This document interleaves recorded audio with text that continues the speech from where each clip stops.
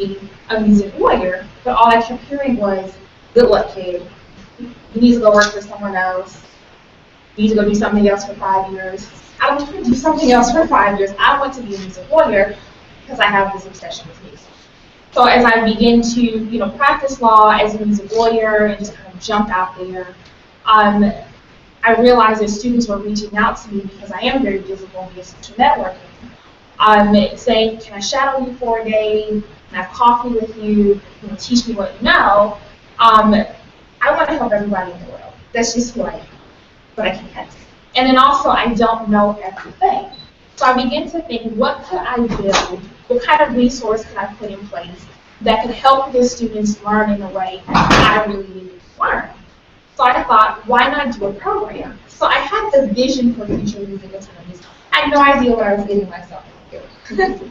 I turned into, an event planner and coordinating everything, and there were definitely some growing pains, but I got a chance to watch students grow through the program, be impacted by the program, be inspired by the program, get information that I needed when I first started, or even when I was in law school, and here we are 4 years later. So that's the spirit of the program. That's why we are here. We have over 300 student members across the country.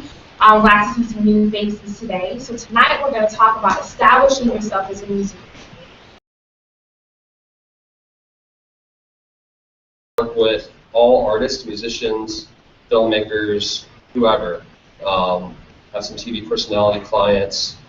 Pretty much anyone who is involved in the arts and has a contract. I do some litigation as well. Not that much though. Don't really advertise it, but it's something kind of falls into my lap. Then I'll take it. I've only done maybe 3 to 5 of those. I just wrapped one up today actually. Oh wow! Which I feel pretty excited about. So yeah, and I now have an office at the Goat Farm Arts Center, which is really great. I first worked at that place just because there were shows there, and then I realized I had 6 or 7 clients who were based up there, so it kind of made sense for me just to move in there. I learned earlier on how things should work from a legal and business standpoint is not how they actually work. And that was kind of difficult for me to kind of maneuver through, because it's okay, if you do this is what's going to happen, and we'll all be well and good. But then you have clients and talent, and they function differently, they think differently. They're not really thinking about the legal aspects, they're not familiar with it. They don't understand that what they've created is a property. They should be paid for it somehow.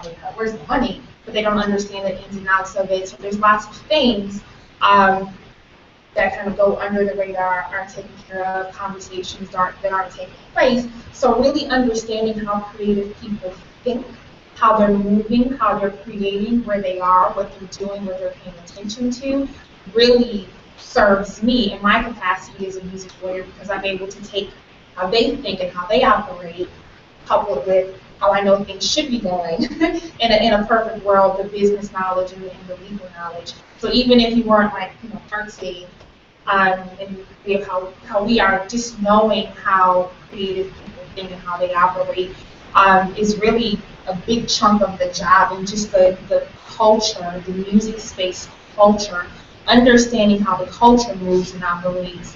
Really, after you've done so many contracts, the difference in the contracts is really the context within which the paperwork exists. So Beth, talk to us a little bit about how you, when you first decided to branch out on your own, or even become a lawyer, what did you do to learn about the legal space and kind of immerse yourself in the culture? Man, there's a lot of things. Well, for those of you in the room, well, maybe with you who don't know this, that law school doesn't exactly teach you how to be a music lawyer. It barely teaches you how to be a lawyer. So there's a lot of self-education that has to happen, I think, no matter what area you want to go into. The law school simply can't teach you everything you need to do. And so and even after you become an attorney, there's a reason why you're required to be continuing legal education. There are changes, there's no way to do everything straight off the bat. I think they call it practicing law for a reason, because you get better at it as you go along, and you have new experiences, and you have new clients, and you definitely go. So, what was the question? How did you immerse yourself in the culture Yeah, of music? thank you. So I was a big music fan. I mean, that's the whole reason I pursued this line of work in the first place. I don't have an ounce of musical talent in my body, but it was an all-consuming thing for me, starting from even when I was 2 years old. I just loved music. So I just started out by going to a lot of shows, getting to know a lot of musicians, and then I became a studio rat. Started going around to all my friends every time they were having a recording session. I'd be like, I'm coming, if I wasn't invited. And I joined as many music organizations as I could. I was at one point executive director of the National Association of Record Industry Professionals, which is Howard and Wesley over there. And we're an educational and networking organization for people in the music industry. Whether you're an attorney, a manager, do-it-yourself artist, publicist, a publisher. So that was a great way for me to learn a lot about the business side, which is a totally different world from being a music consumer. I joined the Recording Academy. I looked into, I think I'm a contributing member to Georgia Music Park. I'm doing a little bit of work with film, so I'm teaching myself about film law. And I'm a member of the Atlanta Film Festival. They do year-round programming. So I really I do a grab bag of everything I get my hands on if I find that it's valuable. I do have a Kindle, but to me, I love having a paperback. I keep a library at home of everything, and I go back and I reread things. I go to as many panel events as I can. Lord knows I've been in y'all's seats hundreds of times. So just every chance you get to come to an event like this is a chance to further your career. So, yeah, absolutely. And I think, the whole point of talking about your names, I feel like everybody has a story. For our stories don't connect with other people. I never have any interest in kind of sitting on the other side of a panel or table under this facade that things just kind of came to me. That is not the case. If you want, I believe anything in life, if you want it, you've got to work hard for it. But I think there's this impression with being a music lawyer or an entertainment attorney that this glamorous thing just happens. I actually, earlier on in my career, I consider myself, even now, just like an artist. Whether I'm an up-and-coming artist, producer, or songwriter, I have to go out and I have to make it work. No matter how talented I am, no matter how smart I am, no matter how bad I want it, what are my actions? What's my commitment to excellence? How am I building this? How am I thinking about this? What is my vision? What is my purpose? Why am I here? What am I supposed to be doing? And really focusing on that, just as how I would tell my clients to do the same thing. That's what I had to do, and I believe that we all, to some extent, have done that, and we continue to do that. And to me, that's a big part of establishing yourself as a music attorney.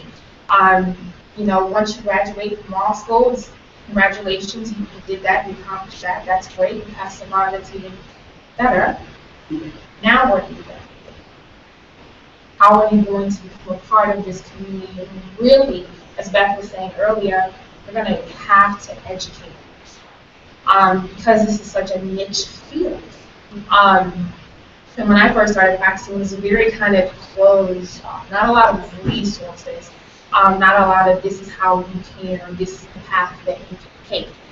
But you will have to educate yourself, and that's getting out there in your creative community, understanding the climate in the music space, all the stuff that's going on with copyright and technology and streaming and licensing and CDs and all of these things. Is very, very important stuff, especially now. It's a really, really big deal. So just really educating yourself on those things, and those are things that you can do while you're still in school. This is back to the point that I had earlier about being in college or in law school. You have an opportunity to educate yourself on the music space and the entertainment space now, so that you know some things coming into it. In my case, I just had to love for the music. I knew the music history. I didn't know the music business. I didn't know the industry. I didn't know the climate of what was happening from an intellectual property standpoint. But you all are in a position now to learn these things, and Google, certainly your finance I'm the Google queen. There's so much information out there. So now as a student, what you need to do is turn that information into knowledge.